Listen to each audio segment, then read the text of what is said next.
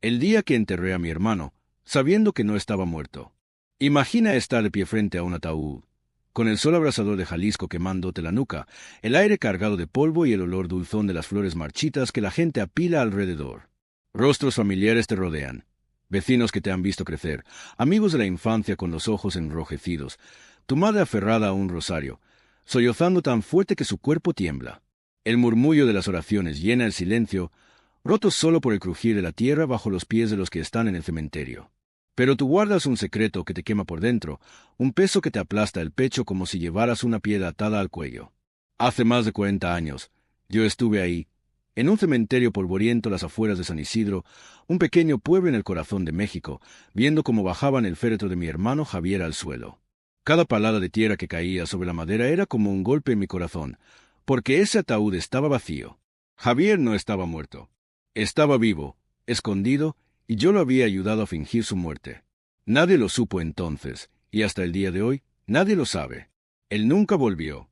Esta es la historia completa de por qué lo hicimos, cómo lo logramos y por qué, después de todos estos años, sigo sin encontrar paz. Los días de la infancia, un mundo pequeño con sueños grandes.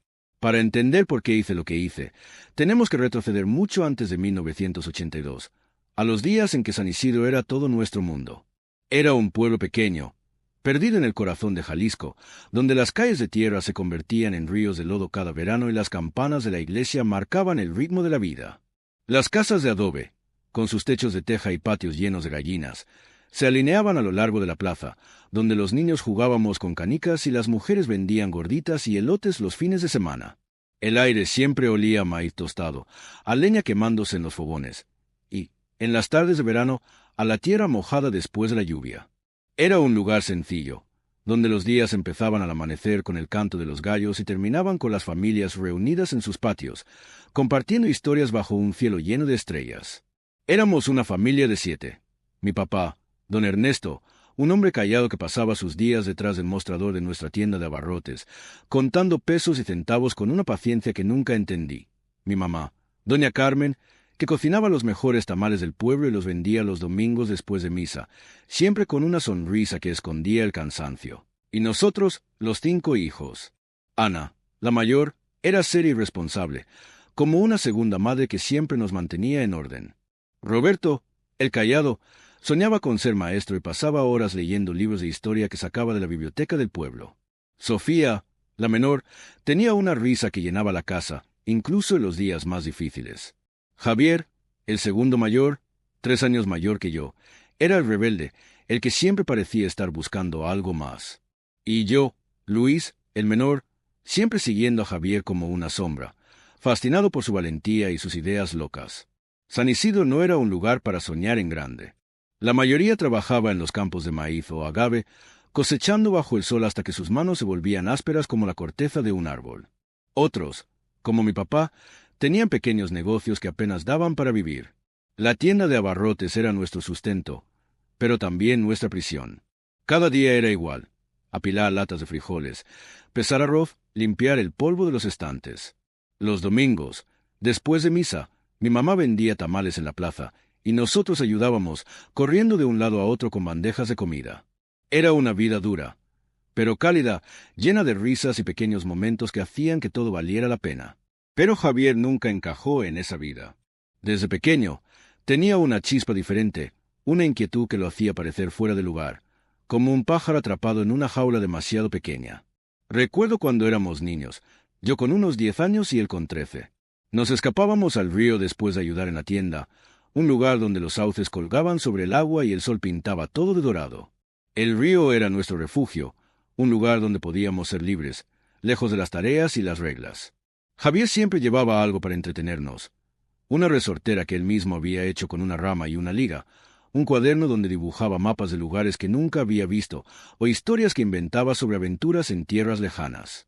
Una tarde, encontró un mapa viejo en la tienda, uno de esos que venían con las revistas que nadie compraba. Lo extendió sobre una roca y empezó a trazar rutas con un palo. «Mira, Luis, desde aquí puedo ir a Guadalajara, luego a Tijuana, y de ahí cruzo la frontera. En un par de años, estaré en California».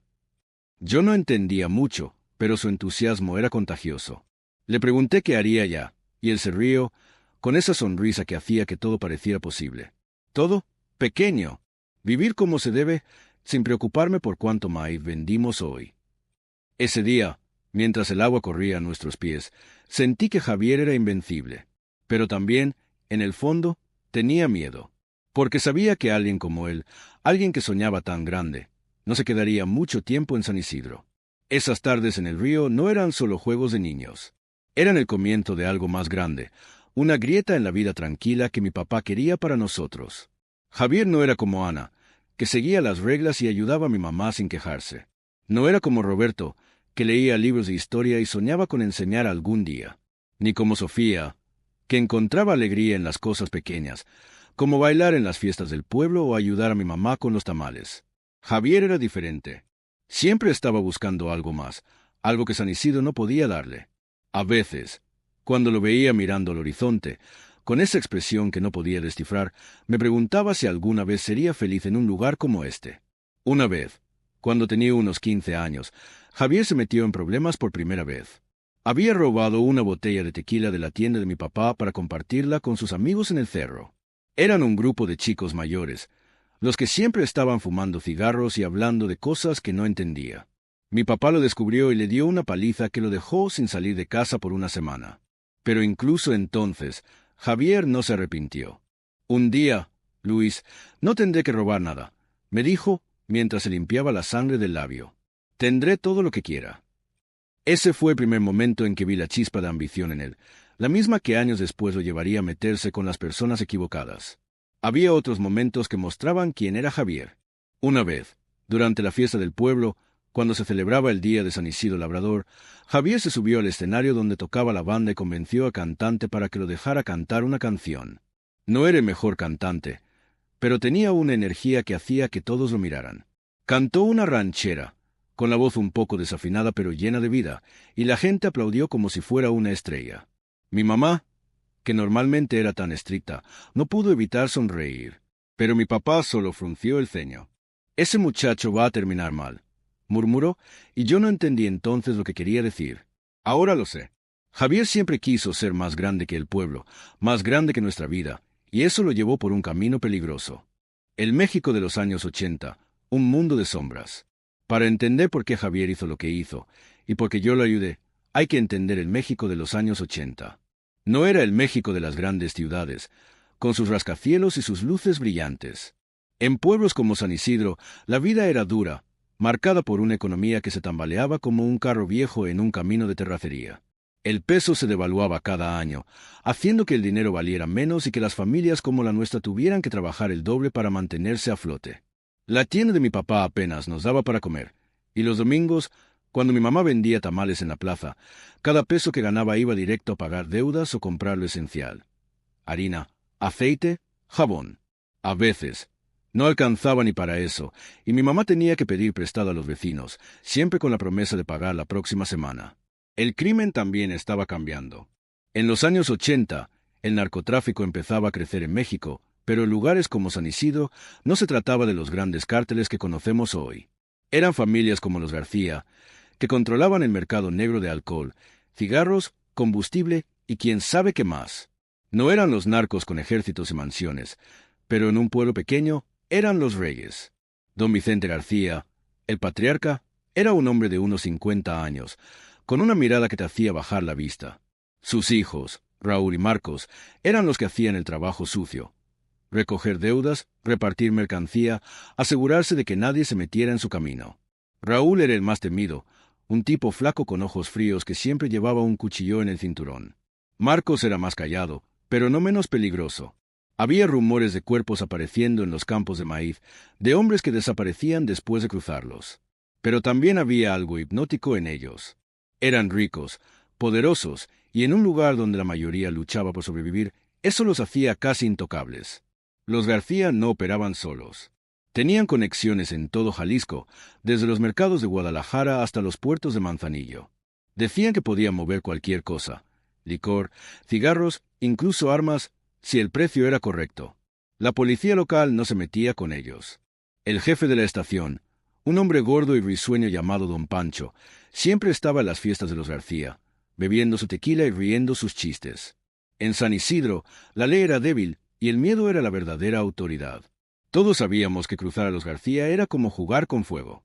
Y Javier, con su ambición y su necesidad de escapar, era justo el tipo de persona que terminaría quemándose. Había otras historias en el pueblo, relatos que circulaban como susurros en el mercado o en las noches de dominó en el bar de Don Chucho. Un hombre llamado Tomás, de un pueblo vecino, había fingido su muerte en un incendio para huir de una deuda con contrabandistas. Lo lograron, o eso decían, pero su familia pagó el precio. Los acreedores quemaron su casa como advertencia. Otro relato hablaba de un joven que se ahogó en el río, o eso creyeron todos, hasta que alguien lo vio años después en Tijuana, trabajando como taxista. Estas historias eran medio verdad, medio leyenda, pero todas tenían algo en común: el deseo de escapar de un lugar donde los sueños eran un lujo que pocos podían permitirse. Javier conocía estas historias, y creo que, en el fondo, siempre supo que su vida lo llevaría por un camino parecido. Los primeros problemas, el camino hacia los García. Cuando Javier cumplió 18 años, las cosas empezaron a cambiar. Dejó la escuela para ayudar en la tienda, pero se notaba que lo odiaba. Mientras yo apilaba latas de sardinas o barría el suelo, él se quedaba mirando por la ventana, como si esperara que algo llegara a rescatarlo. Fue entonces cuando empezó a frecuentar el bar de Don Chucho, un lugar en la orilla del pueblo donde los hombres jugaban dominó, fumaban cigarros baratos y hablaban de cosas que los chicos como yo no debían escuchar. El bar era un edificio viejo de adobe, con un tejado que goteaba cuando llovía y una radio que siempre tocaba canciones de Vicente Fernández. Ahí, entre el humo y las risas, Javier conoció a los García. Al principio, eran trabajos pequeños. Llevar una caja de licor a un pueblo vecino, pasar un mensaje a un comerciante en el mercado. Nada que pareciera peligroso. Javier volvía a casa con billetes en el bolsillo, algo que nunca teníamos en la tienda. Compró una radio nueva para mi mamá, un par de botas de cuero para él, incluso me dio unos pesos para que me comprara dulces en la plaza. Esto es solo el comienzo. Pequeño, me decía, guiñándome un ojo. Pero yo notaba cómo mi papá lo miraba, con una mezcla de preocupación y desaprobación. «Ten cuidado, Javier», le dijo una vez, en voz baja, mientras cenábamos. «Esa gente no juega». Javier se rió, como siempre hacía, pero yo vi algo en sus ojos. No era miedo, todavía no. Era ambición. Los trabajos pequeños se convirtieron en algo más grande. Javier empezó a pasar más tiempo con Raúl, el hijo menor de don Vicente. Lo veía llegar a casa con camisas nuevas, un reloj que brillaba demasiado para nuestro pueblo, incluso un par de gafas oscuras que usaba aunque estuviera nublado. Mi mamá empezó a preocuparse. «Ese muchacho está cambiando», le decía a mi papá cuando creían que no los escuchaba. «Se está metiendo en cosas que no debe». Mi papá solo asentía, pero no decía nada. Creo que, en el fondo, tenía miedo de lo que Javier estaba haciendo, pero también sabía que no podía detenerlo. Javier siempre había sido terco, y una vez que se le metía una idea en la cabeza, no había forma de sacársela. Las cosas se salieron de control en el verano de 1982. Javier tenía 27 años, y yo 24. Ya no éramos niños. Yo ayudaba a tiempo completo en la tienda, y él pasaba más tiempo fuera que en casa. Una noche, llegó más tarde de lo normal. Yo estaba en la cocina, ayudando a mi mamá a cerrar las cuentas del día. La puerta se abrió de golpe, y ahí estaba Javier, con la camisa rota, un corte en la ceja sangrando y los ojos llenos de un miedo que nunca le había visto. Se sentó, temblando, y se sirvió un vaso de agua con manos inestables. «Me metí en problemas, Luis», dijo, con una voz que apenas reconocí. «Unos problemas grandes». Me contó todo, o al menos lo que quiso contarme. Había perdido un cargamento importante, un envío de tequila de contrabando que valía miles de pesos. No explicó cómo pasó, si lo robaron, si lo traicionaron o si fue su culpa, pero sí dijo lo que venía después. «Los García no van a dejarlo pasar. Me van a matar». En el pueblo, todos sabíamos lo que significaba cruzarse con ellos. Había historias de hombres que aparecían con un tiro en la cabeza, o que simplemente desaparecían, dejando a sus familias con preguntas que nunca se atrevían a hacer. Javier lo sabía, y yo también. No había forma de negociar, no había forma de pagar. La única salida era desaparecer, pero no solo del pueblo. Tenía que desaparecer del mundo. La idea loca, fingir una muerte. La idea no vino de mí. Fue suya, como todas sus ideas locas. Estábamos caminando por un sendero cerca del río, donde los sauces colgaban sobre el agua y el calor hacía que el aire se sintiera pesado. Era un día de agosto, con el sol quemando todo a su paso. Javier se detuvo, miró el río y lo dijo como si fuera lo más natural del mundo. ¿Y si todos piensan que estoy muerto? Me reí, pensando que bromeaba. Le di un empujón y le dije que había visto demasiadas películas. Pero él no se rió. Me miró con esos ojos oscuros, serios, y supe que hablaba en serio. Es la única manera, Luis, dijo. Si no, me encontrarán. Siempre lo hacen. Pasamos semanas planeándolo todo en secreto. Nadie podía saberlo, ni siquiera mi mamá, que ya sufría por los rumores sobre las andanzas de Javier. Decidimos que un accidente de coche sería lo más creíble. Cerca del pueblo había un barranco, una curva traicionera en una carretera sin pavimentar que todos evitaban de noche. Los accidentes ahí no eran raros. El río al fondo, con su corriente fuerte, se había tragado más de un coche, y los cuerpos no siempre se recuperaban. Era perfecto. Javier tenía un Volkswagen Escarabajo, un cacharro viejo que apenas funcionaba, pero que serviría para el plan. Lo llevamos al borde del barranco una noche sin luna, asegurándonos de que nadie nos viera. Javier rompió una de las ventanas con una piedra y se cortó el brazo con un cuchillo, no demasiado profundo, pero lo suficiente para dejar sangre en el asiento del conductor. Luego, empujamos el coche. El sonido del metal chocando contra las rocas fue como un trueno en la oscuridad. Cuando cayó al río, el agua lo engulló en minutos. Nadie lo encontraría hasta la mañana. Pero un coche destrozado no era suficiente. Necesitábamos un funeral, un ataúd, una prueba final de que Javier estaba muerto. Aquí es donde las cosas se pusieron más complicadas. En el pueblo, el viejo don Miguel trabajaba en la funeraria. Era un hombre callado, de esos que saben más de lo que dicen, y todos sabían que, por el precio correcto, podía arreglar cosas. Javier lo buscó días antes y, con una parte de sus ahorros, unos 5,000 pesos, una fortuna en ese entonces, lo convenció. Don Miguel nos proporcionó un ataúd sellado, supuestamente con el cuerpo de Javier, pero en realidad lleno de piedras, ropa vieja y sacos de maíz para darle peso. Nadie abre un ataúd cerrado, nos dijo, con un guiño que me dio escalofríos. La gente cree lo que quiere creer. No todo fue tan sencillo. Una noche, mientras planeábamos, casi nos descubren.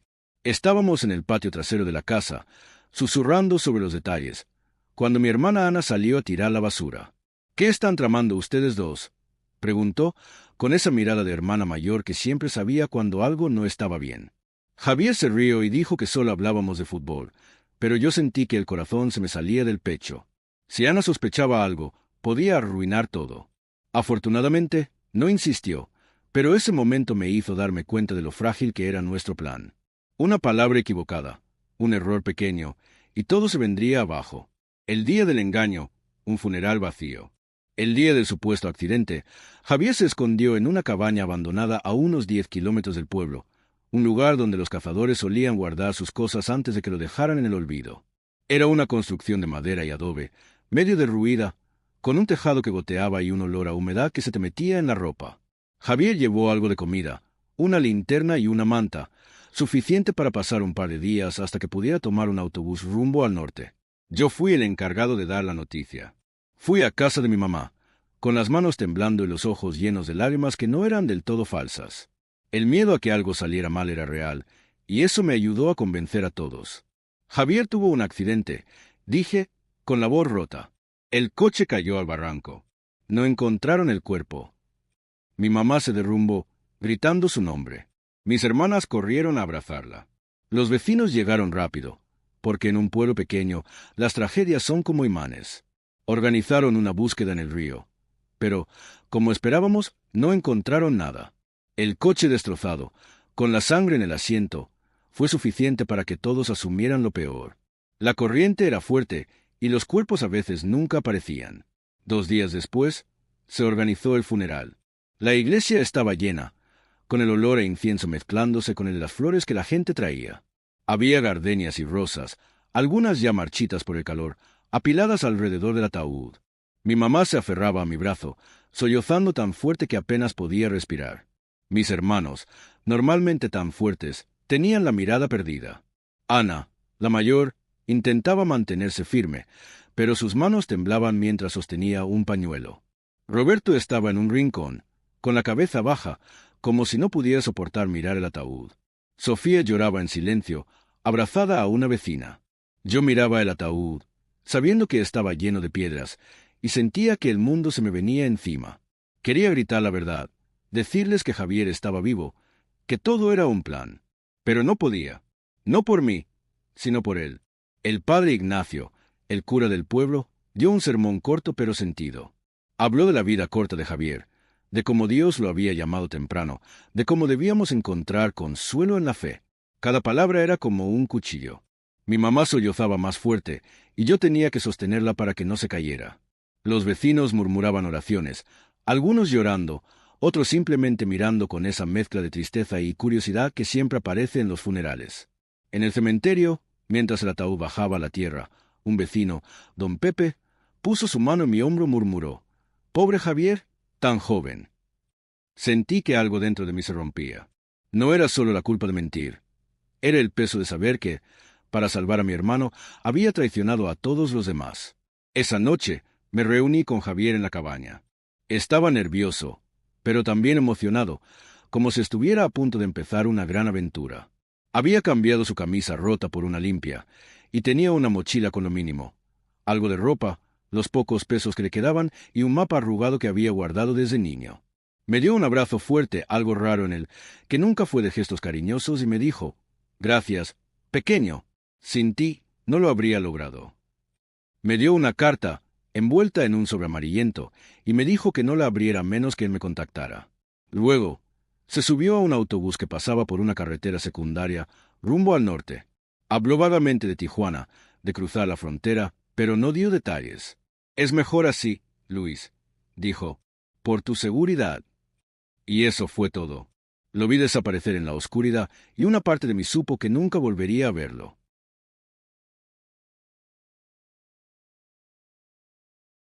Los días después, un pueblo en luto, un secreto que quema. Los días después del funeral fueron un infierno. Mi mamá no dejaba de llorar. Cada noche, se sentaba en la sala con una foto de Javier, una de esas fotos en blanco y negro que le habían tomado en la escuela, y rezaba el rosario con las manos temblorosas. A veces, la encontraba hablando sola, como si Javier estuviera ahí, pidiéndole perdón por haberla dejado. Mis hermanas intentaban seguir adelante, pero el dolor estaba en todas partes. Ana se volvió más protectora, como si quisiera llenar el vacío que dejó Javier. Roberto, el que quería ser maestro, empezó a beber más de lo normal, algo que nunca había hecho. Sofía, la menor, pasaba horas en su cuarto, escribiendo cartas que nunca enviaba, como si quisiera hablarle a Javier a través del papel. Yo cargaba con la verdad como si fuera una piedra atada al cuello. Quería contarle a mi mamá, aliviar su sufrimiento, pero ¿cómo podía hacerlo? Si los García sospechaban que Javier estaba vivo, vendrían por él, y tal vez por mí. Porque, aunque al principio no creyeron del todo la historia, los García no eran estúpidos. Una semana después del funeral, Raúl, el hijo menor de don Vicente, vino a la tienda. Era flaco, con ojos fríos que parecían atravesarte, y siempre llevaba un cuchillo en el cinturón. «¿Javier dejó algo?», preguntó, mientras jugaba con el cuchillo en la mano. «Dijo algo antes de, ya sabes». Mentí con la cara más seria que pude, diciendo que no sabía nada, que Javier no me contó nada. Raúl me miró por un momento que se sintió eterno, como si pudiera ver a través de mí. Luego se fue, sin decir más. Pero ese encuentro me dejó temblando. Durante meses, cada ruido en la noche me hacía pensar que los García habían descubierto algo. Soñaba con Raúl parado en la puerta de la tienda, con ese cuchillo en la mano, sonriendo como si supiera la verdad. El pueblo también cambió después de la muerte de Javier. Los rumores no se detuvieron. Algunos decían que había sido un ajuste de cuentas, que los García lo habían empujado al barranco. Otros, que había huido con el dinero del cargamento y que el accidente era solo una tapadera. En un pueblo pequeño, las historias crecen como maleza, y cada una era un recordatorio de mi mentira. Una vez, en el mercado, escuché a dos mujeres hablando. «Pobre doña Carmen, perder a un hijo así», dijo una. «Dicen que Javier estaba metido en cosas raras», respondió la otra. Me alejé antes de que me vieran, con el corazón latiendo tan fuerte que pensé que se me iba a salir del pecho. La vida de los otros, el impacto de la familia. El secreto no solo me afectó a mí. Mi mamá nunca fue la misma después del funeral. Antes, era una mujer fuerte, de las que podían regañar a 5 hijos y seguir sonriendo. Pero la muerte de Javier la rompió. Pasaba horas mirando su foto, hablando con él como si estuviera ahí. Una vez, la encontré en la cocina, a medianoche, preparando sus tamales favoritos, como si él fuera a llegar a cenar. Era su favorito, ¿sabes? Me dijo, con lágrimas en los ojos. No supe qué decir. Solo la abracé y traté de no derrumbarme. Mis hermanos también cargaron con el dolor. Ana, la mayor, se volvió más protectora, como si quisiera llenar el vacío que dejó Javier. Pasaba más tiempo en la casa, ayudando a mi mamá, pero yo veía el cansancio en sus ojos. Roberto, el que quería ser maestro, abandonó ese sueño y se quedó en el pueblo, ayudando en la tienda. A veces, lo encontraba mirando por la ventana, como si esperara que Javier regresara. Sofía, la menor, se casó joven y se fue a Guadalajara, como si quisiera dejar atrás los recuerdos. Todos seguimos adelante, pero la sombra de Javier estaba en cada conversación, en cada silencio. Y yo, que sabía la verdad, tenía que fingir con ellos, sonreír cuando hablaban de él, asentir cuando decían cuánto lo extrañaban. Había otros en el pueblo que también sintieron el impacto. Don Chucho, el dueño del bar, cerró su negocio un año después del funeral. Algunos decían que los García lo habían obligado, que sospechaban que sabía algo sobre Javier. Otros creían que simplemente no podía soportar la culpa, porque fue en su bar donde Javier conoció a Raúl. Luego estaba doña Rosa, la vecina que siempre traía flores al funeral. Ella perdió a su propio hijo años antes, en un accidente real, y la muerte de Javier pareció revivir su dolor. Me buscaba en la tienda, me tomaba de la mano y me decía, «Cuida a tu mamá, Luis. Perder un hijo es algo que nunca se supera». Cada palabra suya era como un cuchillo en mi pecho.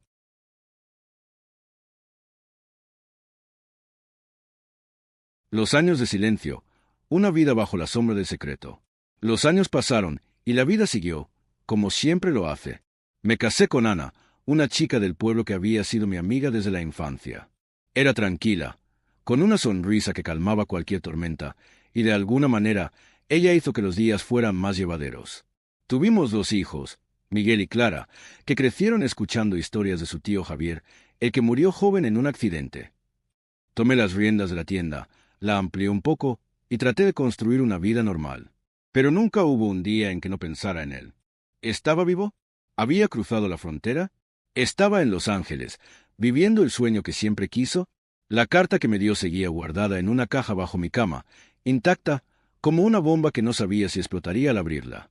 A veces, en las noches más largas, cuando el insomnio me ganaba, me sentaba en la cama y miraba la caja, preguntándome si debía leerla. Pero siempre me detenía. No sé si era miedo o esperanza de que él volviera algún día. 15 años después del funeral, en 1997, recibí una postal. Llegó sin aviso, metida en el buzón de la tienda como si fuera cualquier cosa. Era una foto de la playa de Mazatlán, con el mar brillando bajo el sol. En la parte de atrás, unas pocas palabras garabateadas. «Estoy bien. No me busques». Reconocí la letra de Javier al instante. Me senté en la trastienda, con la postal en la mano, y lloré. No sé si fue de alivio por saber que estaba vivo, o de rabia por su silencio. ¿Cómo podía estar bien, dejándome con este secreto? ¿Cómo podía pedirme que no lo buscara, cuando yo había cargado con la culpa de su muerte todos estos años? Guardé la postal con la carta y no le conté a nadie, ni siquiera a Ana. Esa postal abrió una herida que pensé que había cicatrizado. Durante semanas no podía dormir. Me preguntaba dónde estaba Javier, qué había hecho con su vida. ¿Había encontrado esa casa con piscina que soñaba? ¿O estaba solo, escondido en algún lugar, viviendo con otro nombre? Intenté buscar pistas. Fui a Mazatlán una vez, con la excusa de un viaje de negocios, pero no sabía por dónde empezar. Pregunté en un par de bares cerca de la playa, mostré una foto vieja de Javier, pero nadie lo reconoció. O tal vez no quisieron decirlo. Volví a casa con las manos vacías, y la postal se convirtió en otro peso más. Historias paralelas, otros que huyeron. Javier no fue el único que intentó escapar. En San Isidro y los pueblos vecinos, había historias de otros que habían hecho cosas parecidas, aunque pocas terminaban bien. Una de ellas era la de Tomás, un hombre de un pueblo a unos 20 kilómetros de distancia.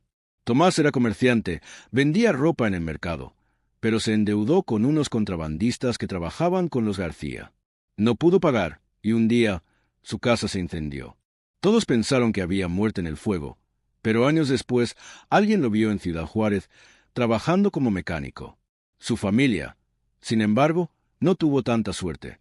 Los contrabandistas quemaron lo que quedaba de su casa y amenazaron a su esposa hasta que ella se fue del pueblo. Nadie supo qué fue de ellos después. Otra historia era la de Juan, un joven que trabajaba en los campos de agave. Decían que se había ahogado en el río, en un accidente parecido al de Javier. Su cuerpo nunca apareció, y su familia organizó un funeral con un ataúd vacío, como el nuestro. Pero años después, un primo lo vio en Tijuana, manejando un taxi. Juan nunca regresó, y su familia se rompió por el dolor y los rumores. Estas historias eran comunes en los años 80, cuando el crimen empezaba a apretar a los pueblos pequeños. La gente hacía lo que podía para sobrevivir, y a veces eso significaba desaparecer. Estas historias me hacían pensar en Javier. ¿Era él uno de esos hombres que lograron empezar de nuevo? ¿O estaba atrapado, como tantos otros, viviendo con miedo de ser encontrado? Nunca lo sabré. Pero cada vez que oía una de estas historias, sentía una punzada en el pecho, como si estuviera viviendo mi propia mentira de nuevo. La culpa que no se va. Han pasado más de 40 años, y la culpa sigue aquí, como una herida que nunca cierra. Mi mamá murió en 2005, sin saber la verdad. Cada domingo, hasta el último día de su vida, llevaba flores a la tumba de Javier, una tumba que yo sabía que estaba vacía. Mis hijos, Miguel y Clara, son adultos ahora, con sus propias vidas, y creen que su tío Javier fue una víctima de un accidente trágico. El pueblo ha cambiado tanto que apenas reconozco las calles donde crecí. Los García ya no son una amenaza. Don Vicente murió en los 90 y sus hijos se dispersaron. Pero el secreto sigue conmigo, como una deuda que nunca podré pagar. ¿Por qué lo hice? Porque era mi hermano. Porque lo amaba. Porque, en ese momento, creí que no había otra salida. Pero el precio fue alto. Cada mentira que conté me alejó un poco más de los que quería. Mi mamá murió pensando que había perdido a su hijo. Mis hijos crecieron con una historia falsa. Y yo sigo aquí, con este peso, preguntándome si valió la pena. La carta de Javier sigue bajo mi cama, amarillenta por el tiempo. A veces pienso que contiene una disculpa o una explicación. Otras veces, creo que es solo un adiós. Tal vez nunca lo sabré. Pero mientras viva, llevaré este secreto, y una parte de mí siempre estará en ese cementerio, viendo bajar un ataúd vacío, sabiendo que mi hermano está en algún lugar, vivo, pero perdido para mí. Los días de tensión, planeando la gran mentira. Planeamos todo en secreto, como si fuéramos ladrones en nuestra propia casa. Cada noche, después de que mi mamá y mis hermanos se iban a dormir, Javier y yo nos sentábamos en el patio trasero, bajo la luz tenue de una lámpara de queroseno, susurrando para que nadie nos oyera. El aire olía a jazmín y a tierra seca, y los ríos cantaban tan fuerte que a veces teníamos que alzar la voz. Javier tenía un cuaderno donde anotaba cada detalle: el lugar del accidente, el coche, el ataúd, el dinero que necesitaría para escapar. Yo apenas podía seguirle el paso. Él siempre había sido de las ideas, y yo solo el que lo seguía. Pero esta vez no era un juego de niños. Esto era vida o muerte.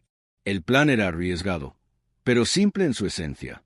Necesitábamos que todos creyeran que Javier había muerto en un accidente de coche. Cerca de San Isidro había un barranco, a unos 3 kilómetros del pueblo, donde la carretera sin pavimentar hacía una curva cerrada. Todos la conocían como la curva del diablo porque más de un conductor había perdido el control ahí, especialmente de noche. El río al fondo, con su corriente fuerte, se había tragado coches, camiones y a veces a sus ocupantes. Los cuerpos no siempre aparecían, y eso era exactamente lo que necesitábamos. Si podíamos hacer que pareciera que Javier había chocado y caído al río, nadie preguntaría demasiado. Era creíble, trágico, perfecto. Javier tenía un Volkswagen Escarabajo, un modelo viejo de 1968 que había comprado de segunda mano con el dinero que ganó trabajando para los García. El coche estaba en mal estado. La pintura azul estaba descascarada, el motor tosía como si tuviera pulmones de fumador, y los frenos chirriaban cada vez que los usaba. Pero para nuestro plan, era ideal. Nadie sospecharía de un accidente en un cacharro como ese. Decidimos llevarla al borde del barranco una noche sin luna, cuando la oscuridad nos cubriría. Pero no era tan sencillo. Teníamos que asegurarnos de que el coche pareciera realmente accidentado, con señales de que Javier había estado dentro. La noche que elegimos era fresca, con un cielo tan oscuro que apenas se veían las estrellas. Nos fuimos a pie hasta el barranco, llevando el coche lentamente para no hacer ruido. Javier estaba callado, más de lo normal, y yo sentía el corazón latiéndome en los oídos. Cuando llegamos a la curva, estacionamos el coche a unos metros del borde. Javier tomó una piedra del suelo y rompió la ventana del conductor, haciendo un ruido que me hizo estremecer. Luego, sacó un cuchillo de su bolsillo y se cortó el brazo, no muy profundo, pero lo suficiente para que la sangre goteara sobre el asiento. «Tiene que parecer real», dijo, con una voz que intentaba sonar firme pero temblaba un poco. Yo quería decirle que parara, que encontráramos otra manera, pero sabía que no había vuelta atrás. Empujar el coche fue más difícil de lo que pensamos. El terreno era rocoso y las llantas se atascaban en las piedras. Nos tomó casi una hora moverlo hasta el borde, sudando y maldiciendo en voz baja. Cuando por fin lo soltamos, el sonido del metal chocando contra las rocas fue como un trueno que retumbó en el silencio. El coche dio volteretas, estrellándose contra el suelo del barranco, y luego cayó al río con un chapoteo que apenas escuchamos desde arriba. Nos quedamos ahí, mirando la oscuridad, hasta que el silencio volvió. «Ya está», dijo Javier, pero no sonaba aliviado. Sonaba como si acabara de cruzar una línea de la que no podía regresar. El siguiente paso era el funeral, y eso significaba conseguir un ataúd. Aquí es donde entró don Miguel, el viejo de la funeraria. Don Miguel era una figura conocida en San Isidro, un hombre flaco y encorvado, con el pelo blanco y una voz que parecía salir de una cueva. Trabajaba en la única funeraria del pueblo, un edificio pequeño al lado del cementerio, con paredes de adobe y un letrero descolorido que decía Funeraria La Paz. Todos sabían que don Miguel no era solo un empresario fúnebre. Por el precio correcto, podía hacer cosas que nadie preguntaba en voz alta. Falsificar certificados, arreglar entierros rápidos, incluso ayudar a los que querían desaparecer. Javier lo había conocido en el barrio Don Chucho y sabía que era nuestra mejor opción. Convencer a don Miguel no fue fácil. Javier lo buscó una tarde, cuando la funeraria estaba vacía. Le ofreció 5,000 pesos, casi todo lo que había ahorrado de sus trabajos con los García. Era una fortuna en ese entonces, suficiente para comprar un coche nuevo y pagar las deudas de la tienda por un año. Don Miguel lo escuchó en silencio, fumando un cigarro que llenaba el aire de un olor acre. «Lo que pides no es sencillo, muchacho», dijo al fin. «Si alguien se entera, estamos todos en problemas». Pero Javier sabía cómo negociar. Le habló de su deuda con los García, del peligro que corría, de cómo esto era su única salida. Don Miguel lo miró por un largo rato, como si estuviera pesando su alma, y luego asintió. «Un ataúd cerrado», dijo, «lleno de piedras y ropa vieja. Nadie lo abrirá. La gente cree lo que quiere creer». El ataúd fue lo más fácil, pero también lo más inquietante.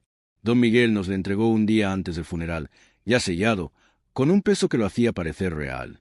Lo llevamos a la iglesia en una carreta, cubiertos por una sábana blanca que mi mamá había bordado años atrás. Ver ese ataúd, sabiendo que estaba lleno de piedras, me dio escalofríos. Era como si estuviéramos enterrando una mentira, y yo era el único que lo sabía, además de Javier y don Miguel. Pero no podíamos bajar la guardia. Los García estaban observando, y cualquier error podía ser fatal. Los rumores y las sospechas, el ojo de los García. Los García no eran estúpidos. Después del accidente, Raúl empezó a aparecer más seguido por el pueblo. Lo vi un día en el mercado, hablando con don Pancho, el jefe de la policía. Otro día, lo vi en la plaza, mirando a la gente como si buscara algo. Una semana después del funeral, vino a la tienda. Yo estaba solo, organizando los estantes. Cuando entró, llevaba su cuchillo en el cinturón, como siempre, y una sonrisa que no llegaba a sus ojos. «¿Javier dejó algo?», preguntó, apoyándose en el mostrador. «Dijo algo antes de, ya sabes». Sentí un nudo en el estómago, pero mantuve la calma. «Nada», dije, mirándolo a los ojos. No me contó nada. Raúl se quedó callado, jugando con el cuchillo, y luego se fue sin decir más. Pero esa visita me dejó temblando. Sabía que no estaba convencido, y eso significaba que teníamos que ser aún más cuidadosos. Los rumores en el pueblo no ayudaban. Algunos decían que Javier había sido asesinado por los García, que el accidente era una tapadera. Otros creían que había huido con el dinero del cargamento y que estaba viviendo en algún lugar lejos, riéndose de todos nosotros. Una noche, en el bar de Don Chucho, escuché a dos hombres hablando. «Javier siempre fue astuto», dijo uno. «No me sorprendería si está en Tijuana, bebiendo tequila con el dinero de los García. Me alejé antes de que me vieran, pero sus palabras se quedaron conmigo. ¿Y si alguien más sospechaba? ¿Y si los García empezaban a investigar? Mi mamá también escuchaba los rumores, y cada uno era como un puñal para ella.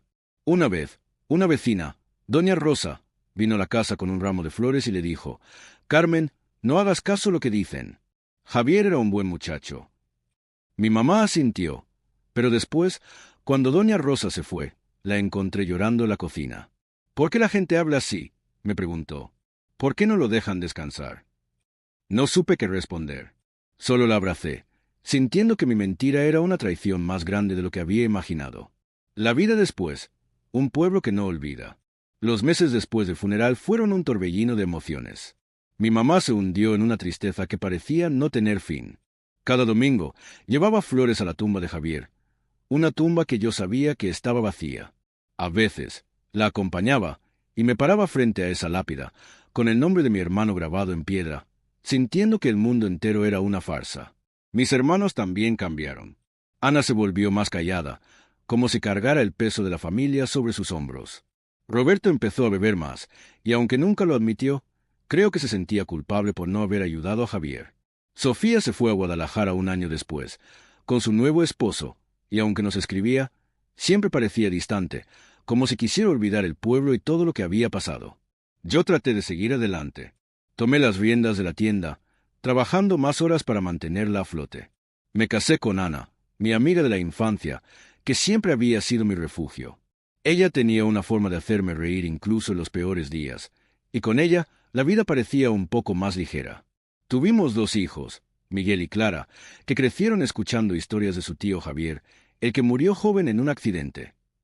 Pero cada vez que contaba esas historias, sentía que estaba traicionando mi familia de nuevo. ¿Cómo podía mirar a mis hijos a los ojos, sabiendo que les estaba mintiendo? La carta de Javier seguía bajo mi cama, en una caja de madera que había sido de mi papá. Nunca la abrí, pero a veces, en las noches más largas, la sacaba y la miraba, preguntándome qué decía. ¿Era una disculpa? ¿Una explicación? ¿O solo un adiós? No lo sabía, y el no saber me carcomía. A veces, soñaba con Javier, joven y sonriente, como era antes de que todo se complicara. En otros sueños, lo veía atrapado en el coche, en el fondo del río, mirándome con ojos que me acusaban. Despertaba sudando, con el corazón acelerado, y me preguntaba si alguna vez encontraría paz. La postal, un eco del pasado. 15 años después del funeral, en 1997, recibí una postal. Llegó sin aviso, metida en el buzón de la tienda como si fuera cualquier cosa. Era una foto de la playa de Mazatlán, con el mar brillando bajo el sol. En la parte de atrás, unas pocas palabras garabateadas. «Estoy bien. No me busques». Reconocí la letra de Javier al instante. Me senté en la trastienda, con la postal en la mano, y lloré. No sé si fue de alivio por saber que estaba vivo, o de rabia por su silencio. ¿Cómo podía estar bien, dejándome con este secreto? ¿Cómo podía pedirme que no lo buscara, cuando yo había cargado con la culpa de su muerte todos estos años? Guardé la postal con la carta, y no le conté a nadie. Ni siquiera a Ana. Esa postal abrió una herida que pensé que había cicatrizado. Durante semanas no podía dormir. Me preguntaba dónde estaba Javier, qué había hecho con su vida. ¿Había encontrado esa casa con piscina que soñaba? ¿O estaba solo, escondido en algún lugar, viviendo con otro nombre? Intenté buscar pistas. Fui a Mazatlán una vez, con la excusa de un viaje de negocios, pero no sabía por dónde empezar.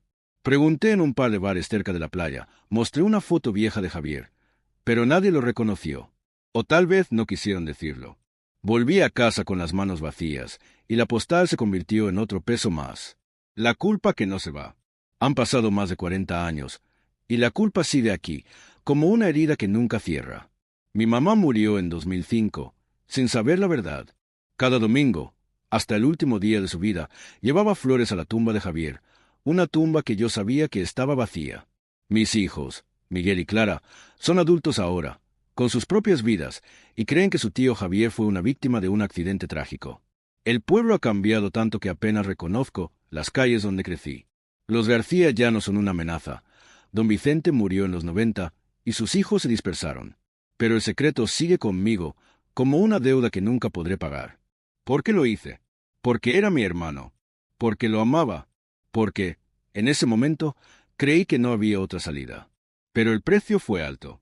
Cada mentira que conté me alejó un poco más de los que quería. Mi mamá murió pensando que había perdido a su hijo. Mis hijos crecieron con una historia falsa. Y yo sigo aquí, con este peso, preguntándome si valió la pena. La carta de Javier sigue bajo mi cama, amarillenta por el tiempo. A veces pienso que contiene una disculpa o una explicación. Otras veces, creo que es solo un adiós. Tal vez nunca lo sabré. Pero mientras viva, llevaré este secreto, y una parte de mí siempre estará en ese cementerio, viendo bajar un ataúd vacío, sabiendo que mi hermano está en algún lugar, vivo, pero perdido para mí. Los años de silencio, viviendo con el secreto. Los años después del funeral fueron como caminar en un sueño del que no podía despertar. Cada día era una rutina. Levantarme al amanecer, abrir la tienda, pesar frijoles y arroz, sonreír a los clientes aunque por dentro me sintiera roto. Pero la verdad sobre Javier estaba siempre ahí, como una sombra que no se iba. Cada vez que alguien mencionaba su nombre, sentía un nudo en el estómago. Cada vez que veía a mi mamá llorando frente a su foto, quería contarle todo, aliviar su dolor. Pero no podía. El miedo a los García, aunque se desvanecía con el tiempo, seguía siendo real. Y más que eso, estaba la promesa que le hice a Javier: no decir nada, nunca, a nadie. Mi mamá fue la que más sufrió. Antes del funeral, era una mujer fuerte, de las que podían regañar a 5 hijos y seguir sonriendo. Pero la muerte de Javier la rompió. Pasaba horas mirando su foto, una de esas en blanco y negro que le habían tomado en la escuela, con el pelo peinado hacia atrás y una sonrisa que parecía desafiar al mundo. A veces, la encontraba hablando sola, como si Javier estuviera ahí, pidiéndole perdón por haberla dejado. Una noche, la vi en la cocina, a medianoche, preparando sus tamales favoritos, los de rajas con queso que Javier siempre pedía. Era su favorito, ¿sabes? Me dijo, con lágrimas en los ojos. No supe qué responder. Solo la abracé, sintiendo que mi mentira era una traición más grande de lo que había imaginado. Mis hermanos también cargaron con el dolor. Ana, la mayor, se volvió más protectora, como si quisiera llenar el vacío que dejó Javier. Pasaba más tiempo en la casa, ayudando a mi mamá, pero yo veía el cansancio en sus ojos. Roberto, el que quería ser maestro, empezó a beber más de lo normal, algo que nunca había hecho. A veces, lo encontraba mirando por la ventana de la tienda, como si esperara que Javier regresara. Sofía, la menor, se casó joven y se fue a Guadalajara, como si quisiera dejar atrás los recuerdos. Nos escribía cartas, pero siempre parecían distantes, como si el pueblo y todo lo que había pasado fueran un peso que no quería llevar. El pueblo también cambió. Los rumores sobre Javier no se detuvieron. Algunos decían que había sido asesinado por los García, que el accidente era una tapadera. Otros creían que había huido con el dinero del cargamento y que estaba viviendo en algún lugar lejos, riéndose de todos nosotros. Una noche, en el bar de Don Chucho, escuché a 2 hombres hablando. Javier siempre fue astuto, dijo uno. No me sorprendería si está en Tijuana, bebiendo tequila con el dinero de los García. Me alejé antes de que me vieran, pero sus palabras se quedaron conmigo. ¿Y si alguien más sospechaba? ¿Y si los García empezaban a investigar? Don Chucho, el dueño del bar, cerró su negocio un año después del funeral. Algunos decían que los García lo habían obligado, que sospechaban que sabía algo sobre Javier. Otros creían que simplemente no podía soportar la culpa, porque fue en su bar donde Javier conoció a Raúl. Luego estaba doña Rosa, la vecina que siempre traía flores al funeral. Ella perdió a su propio hijo años antes, en un accidente real, y la muerte de Javier pareció revivir su dolor. Me buscaba en la tienda, me tomaba de la mano y me decía: «Cuida a tu mamá, Luis. Perder un hijo es algo que nunca se supera». Cada palabra suya era como un cuchillo en mi pecho. Historias paralelas, otros que huyeron. Javier no fue el único que intentó escapar. En San Isidro y los pueblos vecinos, había historias de otros que habían hecho cosas parecidas, aunque pocas terminaban bien.